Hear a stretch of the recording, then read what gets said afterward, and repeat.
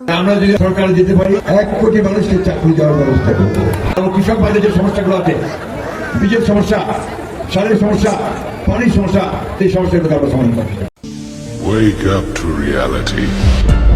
1 কোটি কর্মসংস্থান তৈরির প্রতিশ্রুতিতে ক্ষমতায় এলেও বিএনপির 6 মাসে উল্টো বেকার হয়েছেন 62,000 শ্রমিক। এই সময় নানা সংকটে বন্ধ হয়েছে অন্তত 95টি কারখানা। মিডিয়া ব্রিফিংয়ে এমন তথ্য তুলে ধরে গবেষণা সংস্থা সিপিডি বলা হয়, জ্বালানি সমস্যা সরকারকে আরো বেশি বেকায়দায় ফেলেছে। আর সমস্যা সমাধানে সদিচ্ছা থাকলেও সরকারের সক্ষমতায় ঘাটতি রয়েছে মনে করে সংস্থাটি। এ যেন এক অসহায় আত্মসমর্পণ। অর্থমন্ত্রী সাফ জানিয়ে দিলেন, জ্বালানি সমস্যা সরকারের নিয়ন্ত্রণের বাইরে চলে গেছে। ঢাকা চেম্বার আয়োজিত সেমিনারে জানিয়ে দিলেন, সমাধানের জন্য প্রয়োজন সময়। সরকার দীর্ঘমেয়াদে সমাধানে কাজ করছে। ভিডিওটি ভালো লাগলে লাইক, কমেন্ট আর শেয়ার করুন। আর আপনি বাংলাদেশের কোন জায়গা থেকে দেখছেন, কমেন্টে আপনার এলাকার নামটা জানিয়ে দিন।